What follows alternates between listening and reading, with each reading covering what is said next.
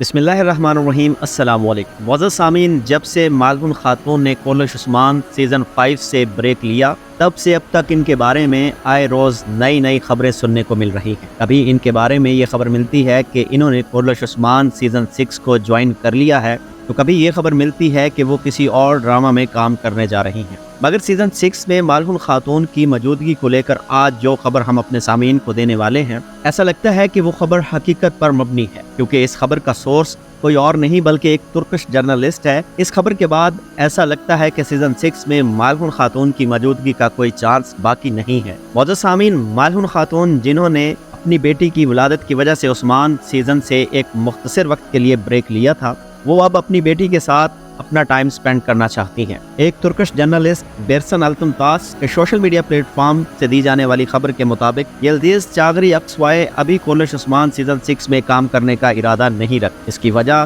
اس کی بیٹی ابھی چھوٹی ہے، اور دوسرا یہ کہ وہ دسمبر اور جنوری میں کولش عثمان سیزن کی بجائے ایک نئے پروجیکٹ کے ساتھ سکرین پر نظر آئے گی۔ اس کے علاوہ مالہن خاتون یعنی کہ یلدیز چاغری اپنی 3 ماہ کی بیٹی میرا میلینا اختائے اور اپنے شوہر کے ساتھ مالدیپ کا پہلا ہوائی سفر کرنے والی ہے۔ اس بات کا اظہار مالہن خاتون نے ایک پوسٹ کے ذریعے کیا، جس میں وہ اپنی بیٹی کے ساتھ یہ لکھ رہی ہے کہ میں آج بہت خوشی محسوس کر رہی ہوں، ہم ایک طویل سفر پر جا رہے ہیں۔ یہ میری بیٹی کے ساتھ پہلا سفر ہے جس کے لیے میں نے 3 ماہ تک کا انتظار کیا۔ مجھے یقین ہے کہ سب کچھ آسانی سے ہو جائے گا۔ معزز سامعین، یقیناً مالہن خاتون کے مداحوں کے لیے یہ ایک شاکنگ نیوز ہوگی، جس کے بعد ان کے مداحوں میں مایوسی بھی ہوگی، مگر دیکھنا اب یہ ہوگا کہ محمد وزدیک سیزن 6 میں مالہن خاتون کی کمی کو کیسے پورا کرتے ہیں، یا پھر ہمیں کسی نئے اداکارہ کے روپ میں مالہن خاتون کو دیکھنا پڑے گا، یا پھر مالہن خاتون کا رول ہی ہمیشہ کے لیے کولش عثمان سے ختم کر دیا جائے گا۔ اگر ایسا ہوتا ہے تو پھر یقیناً یہ محمد وزدیک کی طرف سے ایک اور تاریخی کردار کا خاتمہ تصور کیا جائے گا۔ اور سامنے اگر آج کی ویڈیو آپ کو اچھی لگی تو ہمارے چینل کو سبسکرائب کر کے ویڈیو کو لائک اور شیئر کر دیں۔